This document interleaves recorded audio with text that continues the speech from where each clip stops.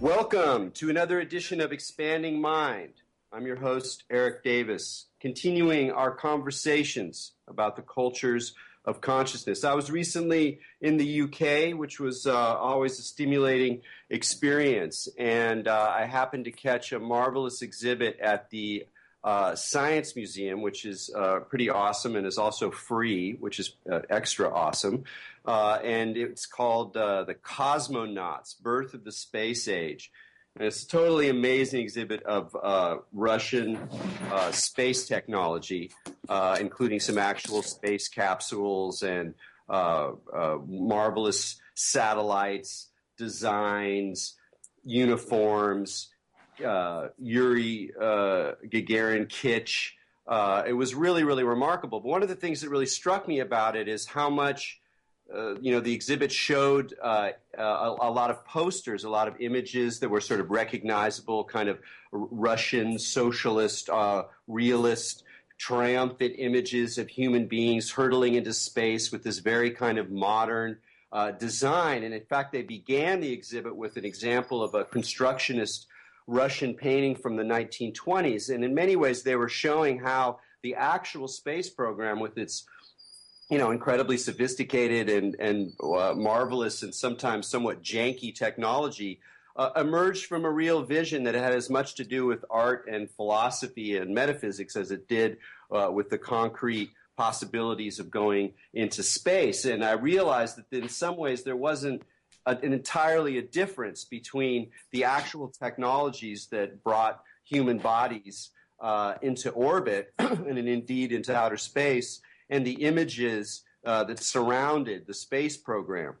These vaulting modernist rockets shooting off into space. So if you go online and check out some of the images of the show, you'll see what I mean. And this conjunction of technology and modernist art and deeply 20th century images is also the topic of our conversation today. We'll be talking with Megan Prelinger, who is an archivist and writer, cultural historian from the Bay Area.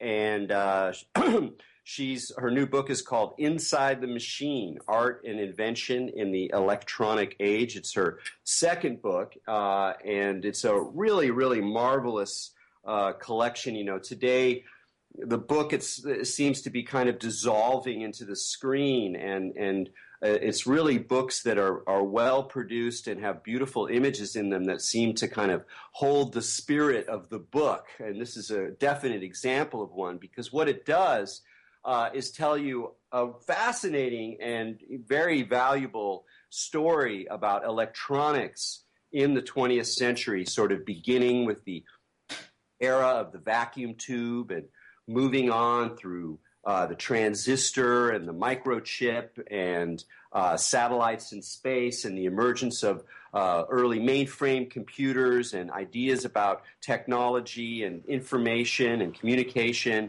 even bionics. And in addition to telling the story, it's not just a technical story or a story of business, but it's also a story of art and imagery, because what the images in the book are not the technologies themselves, but the way in which artists, and particularly commercial artists, represented these new and increasingly microscopic worlds in their graphic design, in the advertisements, in the brochures that the businesses and technology firms produced, often for other businesses. So it's not just about sort of consumer advertising, but rather the images that these new and emerging technologies sort of used in order to explain or communicate something about the meaning or the world or the texture, even the philosophy behind these powerfully transformative technologies that really laid the groundwork for our contemporary internet world. So it's a marvelous example of how the archive, the work of the archive, of painstakingly going through ephemera, dusty old magazines that nobody really cares about it anymore for the most part, except for wonderful mad archivists like Megan Prelinger, and then discovering all of these incredible treasures that tell a kind of secret story or a sort of marginal story about the development of technology, how it was reimagined, and how the connection between art and particularly modernist art helped inform our sense of what the meaning of these technologies are. So it's a great book, and I'm really happy that Megan opted to talk to us today on Expanding Minds. So Megan, thanks for joining us on the show. Hi, Erik. Thanks for having me. Yeah. So again, congratulations. It's a really fun book, and again, I'm so interested now in the way people can bring images and text together in the book form, and really, keep the form alive and keep it moving in new directions. I wanted to ask a little bit. I mean, I know you've been an archivist for a long time, and how did that kind of start? I mean, how did you, when you were a young person, finding yourself, collecting things, collecting images? Was it images? Was it objects? Was it the sort of dusty ephemera? What sort of first caught your attention and sort of began to develop your sense about the value of these kinds of marginal sources? Well, the work that I'm doing in this stage results from a lot of combined antecedents. There's no one lone antecedent, but I'd say as a kid I consumed just a huge quantity of science fiction, and loved best to curl up in the corners of used bookstores and read old paperbacks. So that's a kind of a physical tactile relationship that I had with printed media from the time I was a small child. And then, as a early adult, I decided to become some sort of independent scholar, and I didn't know of what kind. It was partly because I was interested in so many things. I almost didn't know how to focus. I could focus, but it was hard for me to pick just like one subject. And I was really hooked on the very process of exploring. So after college, I decided to just dedicate a few years to exploring both the physical world through travel and road trips, and also exploring all kinds of libraries and all kinds of sections of all different kinds of libraries to see what kinds of material really sparked me and pulled me in. And over time, I started collecting material from used bookstores, and it's a long story. It took a long time, but then I collaborated with my partner, Erik, and we combined our working research collections into enough material to open our own independent research library. And that was almost 12 years ago. And then the process of becoming a library builder and was its own kind of set of layered discoveries about different kinds of ways to interact with books, print, and media as evidence, as a keeper, collector, and curator of evidence, and then as an interpreter. So that's sort of where I got where I am, and the book that precedes the one we're talking about today arose directly out of the idea of how do I turn my science fiction fandom from childhood into an energy source for some kind of new work, and what would I find if I looked in as historical evidence at trade magazines about the history of industry, and if I read them as a science fiction novel, what would I get? And I started doing that about 10 years ago, and that's really where I developed this practice of a kind of comparative multi-channel reading, looking at evidence and looking at the dynamic between text and image, and finding that the images were telling one version of a story while the text was telling a different version. And that discovery, as I said, that dates back 10 years, has been extremely fruitful and has become its own form of practice.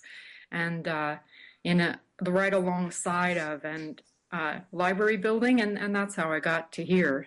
Yeah, I mean, it's a perfect way of looking at technology too, because there's a sort of tendency within popular culture to sort of think about science and technologies as being a sort of strictly rational domain, and it's off there on the side, and they make products that influences our lives, but the stuff itself is very clean. It's very understandable in terms of the fact that it's rationality that's producing these insights, producing these technologies. But of course, the sciences themselves have to communicate, and the technologies, they have to communicate themselves. They have to communicate themselves to other scientists, to business, to the consumer, to the world at large. And that act of communication always has this aesthetic, imaginative, cultural, almost, evocative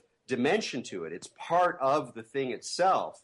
And there's so much to be learned from tuning into that side of the story.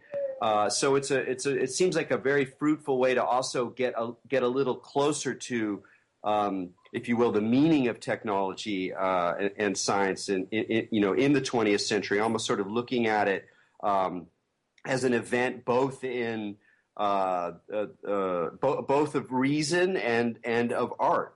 And so it's you can see it very clearly in the work you're doing. Can you say a little bit more about the kind of context of the images that are in the new book, in terms of what sort of, where these things are? Are they happening in advertising departments? Are they part of the companies that are making these devices? Are you drawing them from all sorts of sources, or were there a certain parts of the industry that were producing these sometimes really remarkable and often very evocative images?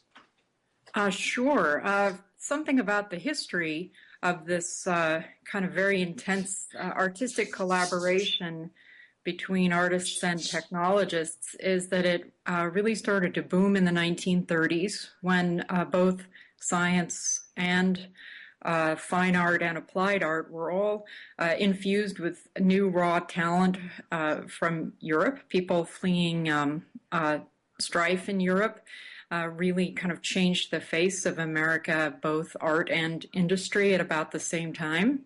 And I found that to be very interesting, because it really is revealed in the literature.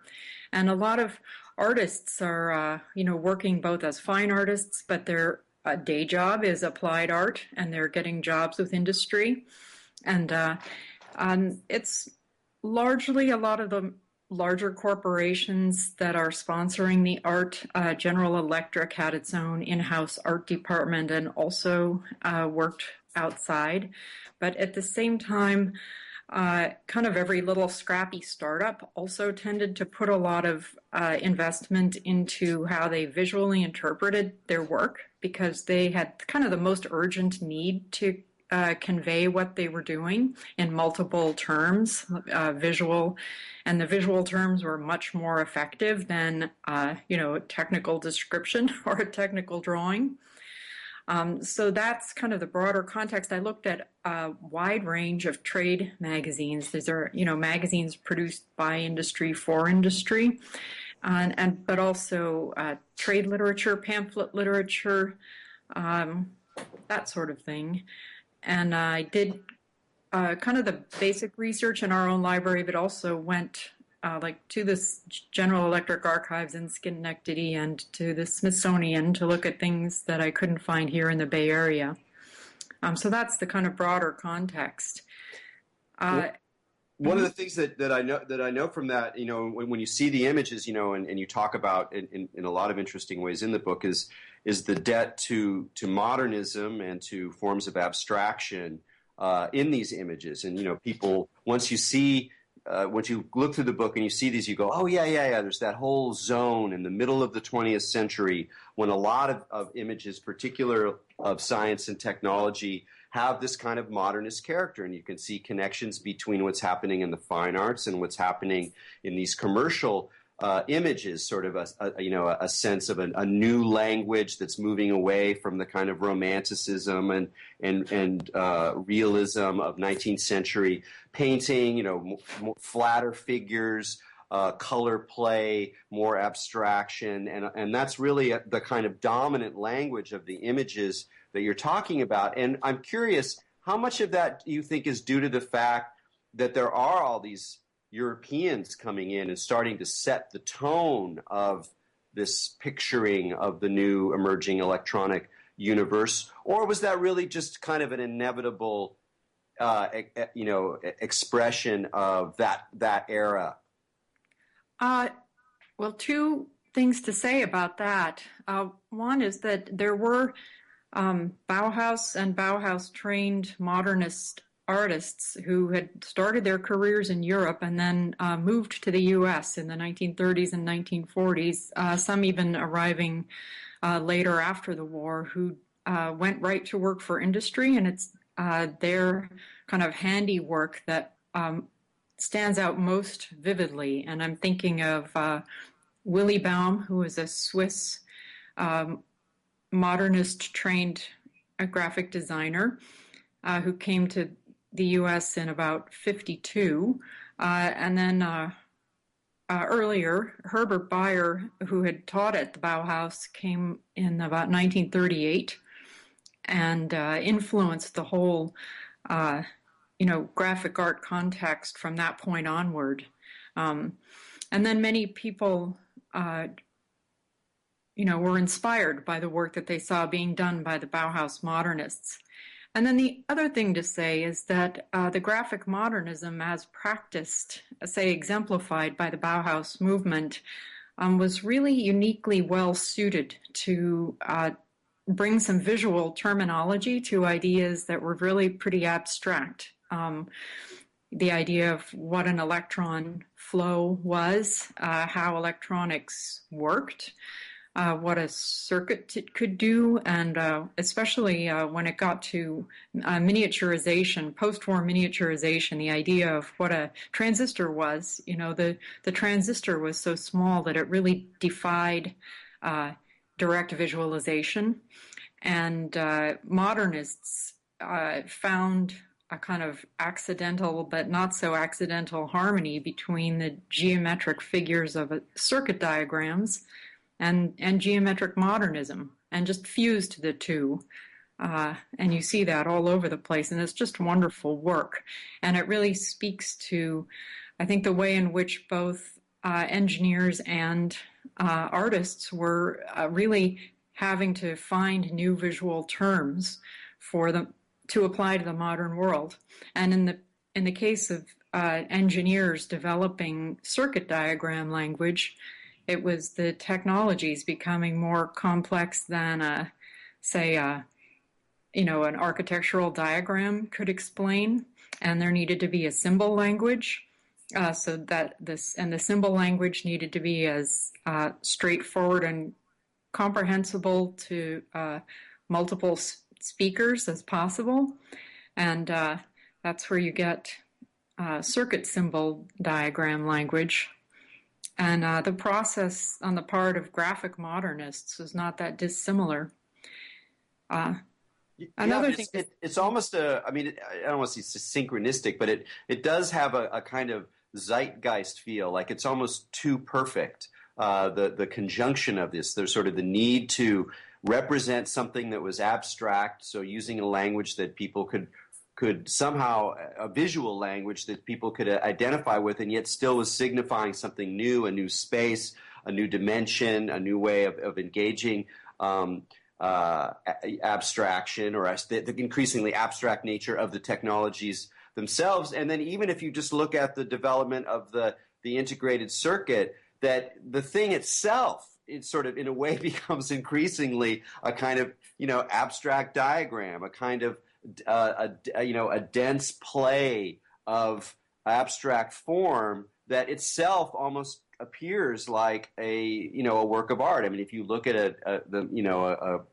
diagram of a complex integrated circuit, and you add some cool color to it, people have done this. it looks like art. You know, it looks like something, and even the way it's made, the way that the etchings happen, and the kind of science that has to go into creating the actual, you know, electronic brains of the computer has a weird resonance with art making practices in the 20th century.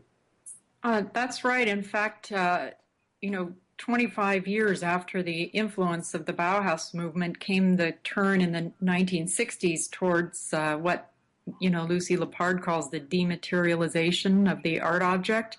And that just happened to occur at the same time as micro-miniaturization in computers. And, you know, the synchronicities are really striking. And I tried to excavate those synchronicities in this work. Well, what do you think about that? I mean, do you have a sense? I mean, I know that personally, I tend towards a certain kind of technological determinism when I see these things, and that however the influences are actually happening, somehow what's happening with media, with what's happening with electricity and then electronics, what's happening with the technologies that we use to actually think and communicate and discover facts about the world, that somehow that's sort of driving things, and it's driving things maybe more than we want to admit. And then, you know, there's other people say, no, that's too determinist. It's a complicated feedback between different things. What do you think? Well, how do you see the role of the changes in science and technology in terms of their radiating influence or resonance across larger forms, or is it more of a complex interaction that you can't really locate any driver? I actually think there is a resonance. I mean, I don't know that I would want to make a choice that it's either too complex or too direct a resonance, but I do think, let me step back a bit in time to the early 20th century when scientists were trying to figure out models for how to think about the electron. And one of those models was the idea of thinking of the electron structure as being like the solar system. And that is a kind of a visual metaphor that, you know, has some real resonance and speaks to the, you know, the magnetic forces that hold everything together, one being the force that holds the electron, and the other being gravity, and the other being the force that holds the solar system together. And, you know, scientists no less than artists needed kind of to borrow from one domain to the other to think about, to find new ways of visualizing what they were doing. And artists picked up on that and started depicting the electron in terms of the solar system in ways that also anticipated the turn towards space exploration that happened after the mid-century. And I find it really interesting that I think both scientists and artists as far back, and this is a 20th century cultural history, but as far back as the early 20th century, not that it didn't also happen earlier, were engaged in a kind of parallel and to some extent mutually informed process of trying to understand what was unfolding and bring visual metaphors to help organize the way they thought about their work. And you really see this in the pre-war era, especially in depictions of crystal technology when crystals started to be grown in laboratories. That really reopened the question posed, to go back to the 150 years earlier, with Michael Faraday and Mary Shelley thinking about the relationship between electricity and life itself, is whether new technologies were inherently organic, or was a machine model going to prevail? Yeah, and I think, yeah. I was going to say that to me that was what one of the things I learned the most from the book is how long and how many different ways we've been playing along that line, since the era when electricity was first explored and first became associated with living tissue. Right. There's been this sense that there's something animated in electricity, and then from the technologies that then develop once we move into electronics and we're developing, circuits and new kind of devices, that there's always this weird ghost of the spirit or life. And Right. whether that's just a cultural story or whether it's something that is kind in a way like it's like if it's just a cultural story, it's one that we seem to not be able to get away from.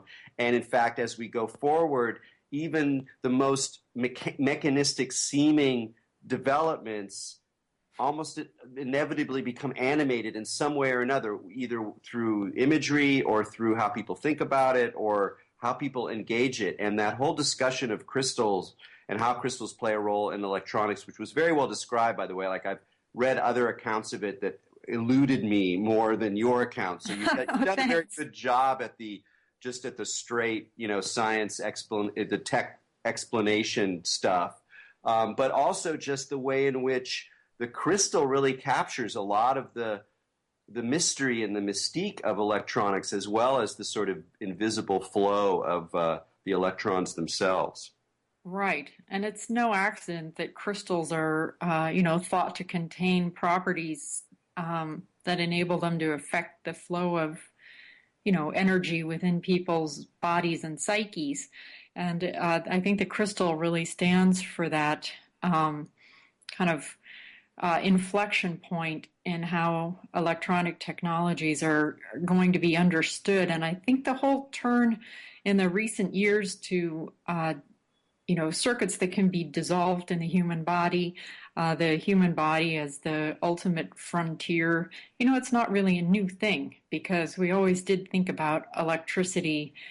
We kind of identified with it once we understood that we had electricity or electromagnetism in our own bodies. And, so I think that it's more than a cultural frame and it's not going to go away. Yeah, no, that's wonderful. Well, I want to actually talk more about the body and biology in a little bit, but we're going to take a break right now. Okay. You're listening to Expanding Mind with Erik Davis. We're talking to Megan Prelinger about her new book, Inside the Machine, Art and Invention in the Electronic Age, and we'll be right back. Welcome back to Expanding Mind on the Progressive Radio Network. I'm Erik Davis, and I'm speaking with Megan, and I blew it. I was going to pronounce Megan's last name properly, and I blow the first name. Megan Prelinger, about her new book, Inside the Machine. Just before the break, Megan, we were talking about the body. Again, one of the really interesting things in the images that you see throughout the book is the way that the human body is represented, whether it's the skull as a kind of computer device or the whole body as a sort of electronic field. But another thing that's very interesting is the number of women's bodies that appear. And at first that seems a little bit confusing. Why, you would think this is science and technology, male-dominated patriarchal zone, especially earlier in the 20th century. What is the role of women's bodies in this zone? Well, I'll have to think about how to answer that because maybe you can point me to some specific images that you're thinking about. I felt that more of the bodies were masculine that I was looking at. But I want to answer your question in a little bit of a different way, which is to say that the idea of the technology as a masculinized zone is a little bit of a trick played by history, where the masculinization happened in the way it was remembered, not in the way it actually happened. And everywhere I looked in the evidence, even more in technology than in the arts, I found women working in all, as laborers, as engineers, as researchers, as manufacturers, as inventors, and especially, in the early computer era, all the earliest computer programmers were women. Women are, like I said, the masculinization happened in the way that history got told to those of us born too late to have seen it for ourselves. And I found that really interesting. That was an eye-opener. And I felt like a lot of the use of the human body in the visualization of the electronics was, strove towards some sort of neutral sphere or a kind of deep personalization of the body. Because again, when people are trying to figure out how to identify with new technologies, they're trying to, one thing that happens is that kind of mechanical modes of human thought that are naturally occurring, but are nevertheless obey kind of rules of linearity, get cast as role models for how technology is going to work and be embodied. So you see a lot of, and also with the design influence, very straight-lined ideas of what robots of the future were going to look like, or just what kind of a head shape was going to be a container for an idea of what a computer would be. Oh, I see. So it's like there's an absence of the kind of messiness of biology, even as the biological form is shown to be kind of integrated with whether it's circuits or electricity.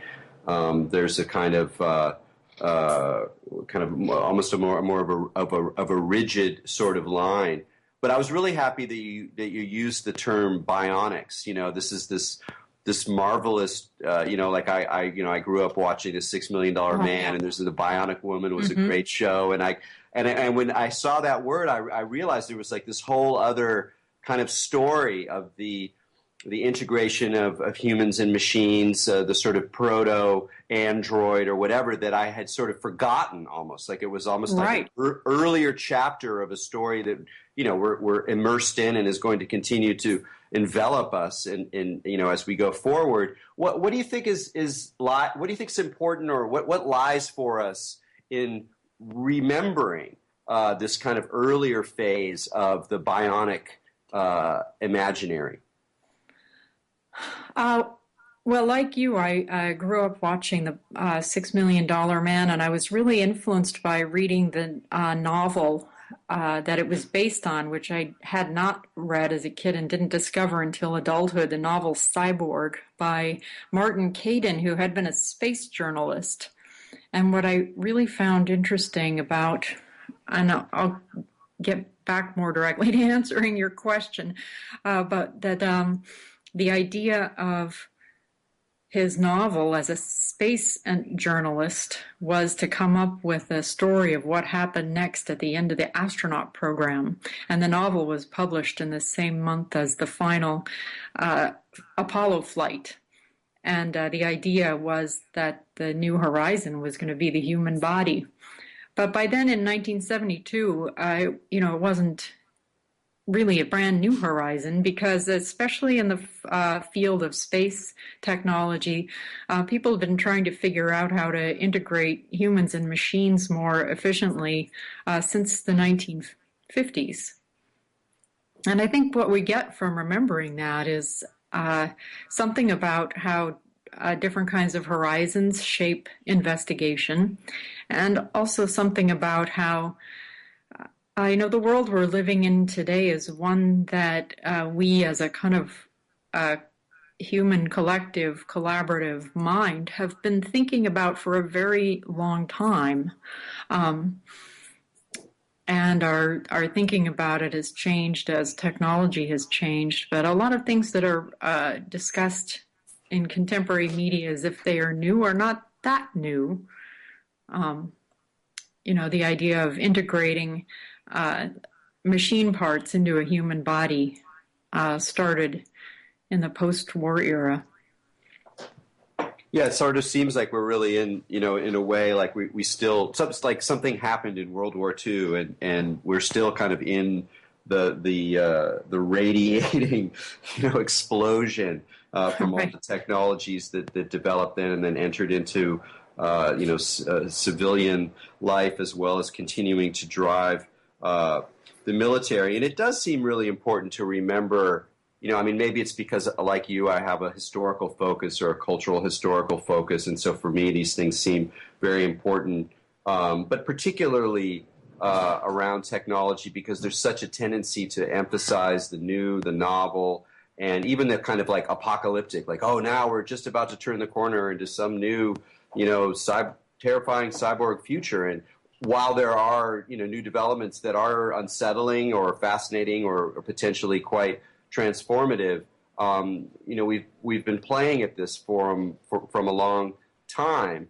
And I guess from the story that you tell, because these are images coming from industry, they are, coming from the people who want these technologies to succeed. How much, I guess what I would say is, like, how much are they also disguising, or how much are they also sort of, tricking our eye from other aspects of these technologies, whether they're how embedded they are with the military, or the emergence of new regimes of surveillance, or the other kinds of more challenging sides of technology that we're dealing with today. Is there kind of almost a sort of beautiful naivete about these moments, or do you think that these documents that you picked up and these images you're looking at are really already embedded in some of the more problematic aspects of technology, even in the time that you're looking at? Sure. There are, so one of the projects of this book results from things I learned doing the research and the way that the artists actually collaborated with scientists doing site visits to laboratories and having conversations and doing interviews with inventors to try to understand in their own terms what they were inventing. And so part of this project is to a little bit remap the authorship of the work away from the companies that commissioned the work and back onto a kind of social relation between artist and engineer that, although it was heavily mediated by this corporate frame, there was something authentic there that's, different from just it's not the same as propaganda, or it's authentic but alongside of propaganda. And yes, so many of the images are offering a propagandistic function to, divert. In some instances, to divert attention on the part of the public away from war production and towards utopian notions of technology. At the same time, inside a lot of the trade magazines, the war production elements often, there is an intertextuality there to the advertisements, that the visuals would offer a utopia, but the little text block underneath would actually kind of say, no, what we really need, this is a recruitment advertising, and we need people who know how to, program mainframe computers to calculate missile trajectories. And often the language would be very direct and not veiled at all, because the war production industry, really did need the people. They used the image to get the eye, but the language to make sure their ad drew attention from the people with the qualifications they were looking for. And sometimes, the production of things like surveillance was considered more directly utopian back then, like it was something that was going to enable us to be safe and win wars and things. It's astonishing the extent to which the contemporary surveillance state is prefigured in in systems like the SAGE system, but were just beautifully promoted in the images designed to recruit people to go work in the SAGE system. Yeah, there's something particularly ironic about, now that we're aware of this, our contemporary surveillance state, at least to a certain degree, when you look back at all sorts of documents, whether science fiction movies, novels, images of, global consciousness, ideas of the global mind. there's all these ironies in these utopian or progressivist images now that we can't shake. It's a very interesting kind of backwards resonance. Another thing I wanted to ask about is this sort of relationship to art, between art and science. It's a hot topic these days. There's all sorts of places. Artists are attempting to revitalize and move into new zones by engaging with technology and science. Technology and science sees it as a kind of outreach, or universities really love this connection because it allows them to be groovy humanists and do their development for their R&D for industry, and then the kind of explicit connection between art and science goes back at least to the 60s, where you have these very explicit sort of connections, people drawing people together and seeing what can happen. But your research, you're kind of digging out an earlier kind of era of a relationship between art and science that's less sort of self-conscious, that's more happening kind of in the interstices of the industry itself. What changes there? What have you learned about that larger story of the relationship between art and science in the 20th century by looking at these earlier commercial situations that nonetheless were engaging big questions of representation? How do we represent the invisible? How do we use abstraction? How do we use surrealism as a way to actually explore things? I mean, there's a lot of big art going on in these images, and yet it's not as self-conscious as we have now. You're totally right about that. And it was something when I discovered it that got me very excited about the material, that fed a sense of excitement of a discovery of something really new. I mean, it's not new in the sense that it happened many years ago, but it's a new frame to put around material that hadn't been looked at before. And I think it was overlooked in kind of conventional histories of the relationship between art and science, because the way in which the work is mediated in these corporate environments is not totally understood and also or recognized as a collaborative environment.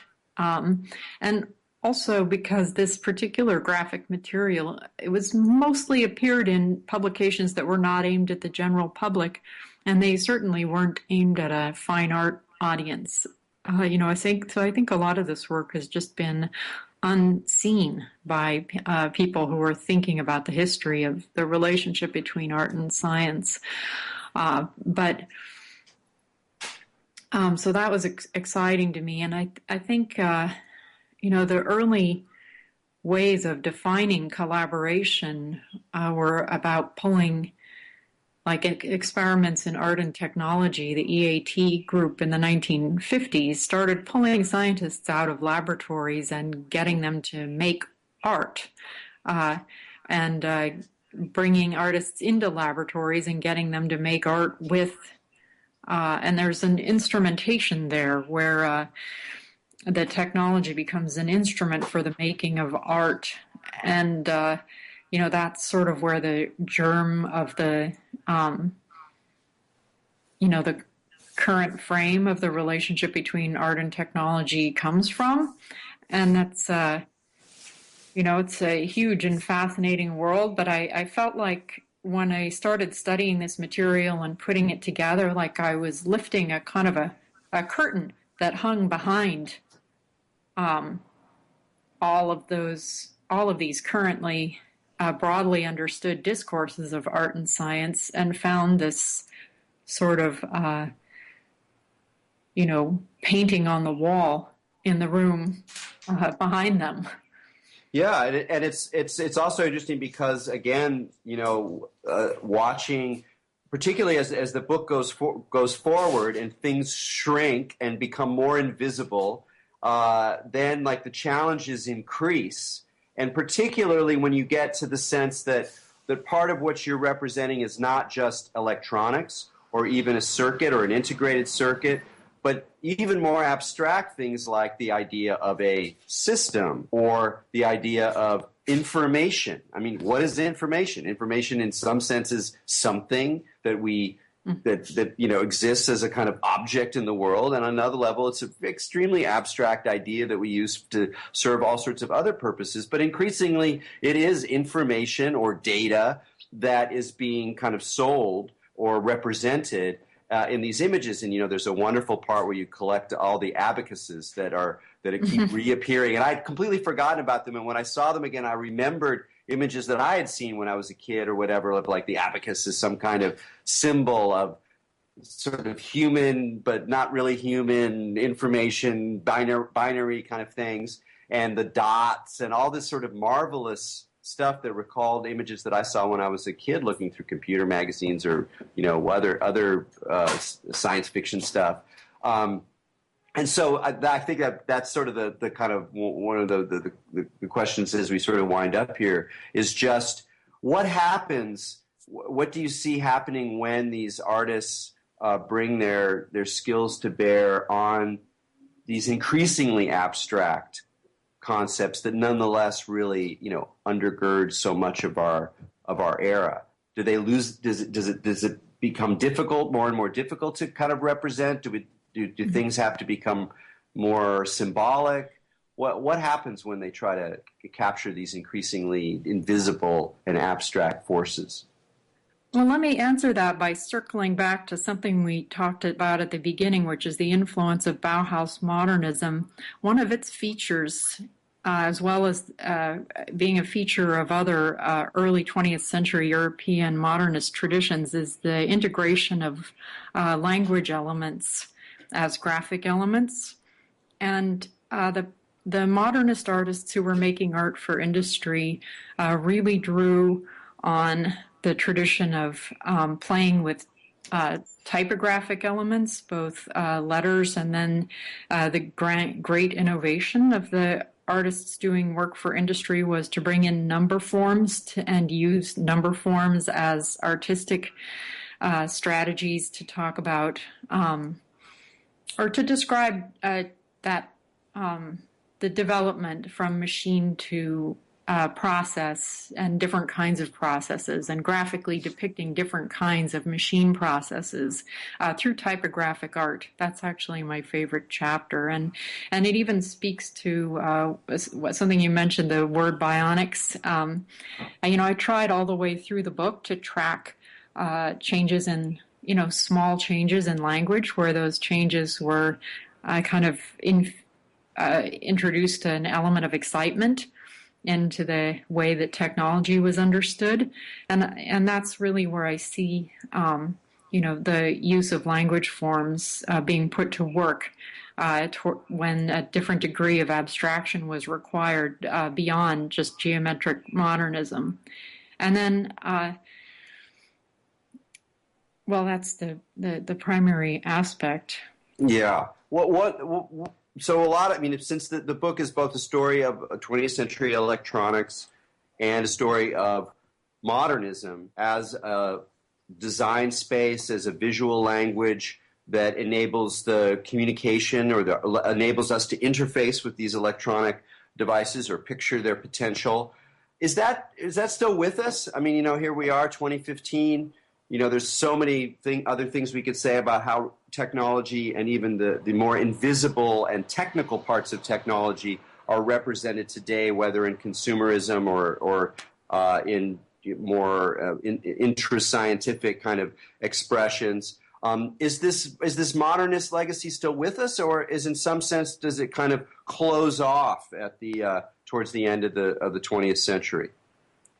It really changes fields is what it does, not so much as close off. It gets absorbed into the design of the devices themselves. And that started happening as soon as Raymond Loewy, the designer, got involved with the design of the look of mainframe computers. As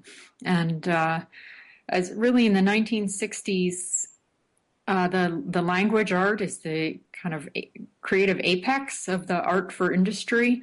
And then photography becomes ascendant at the same time as mainframe computers become ascendant. And that kind of suddenly industrial magazines are filled with photographs of mainframe computers, and the work gets a lot less interesting, and that's why the book sort of ends there. But really, the story of the relationship between modernism and electronic technologies, is still unfolding in front of us. I think device and user interface design.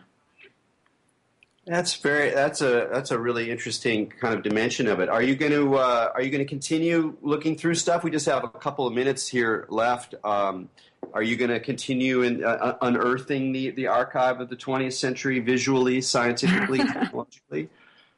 Well, I'm unlikely to completely stop. It's right now I'm researching the history of sponsored films that were made to explain the advances in computing in the 20th century, and working towards doing some cinema programming next year. And, working, one thing, when I finish a book and start talking about it, I start understanding the work even better than I did when I was writing it. And that, always becomes a kind of creative sort of phase. That's the phase I'm in right now, and working a lot to develop our library. So please invite visitors to listeners to visit our library, prelingerlibrary.org. Absolutely. It's a great place, and if you're in San Francisco, you can visit the physical side of it as well. And Megan, thanks so much for joining us on Expanding Mind. Thank you so much, Erik. This was great. Wonderful. Really appreciate it. Yeah. So again, Megan's book is Inside the Machine, Art and Invention in the Electronic Age. I can't remember who we're talking to next week, but it's somebody interesting. It always is. So tune in next week, and remember to keep your minds open.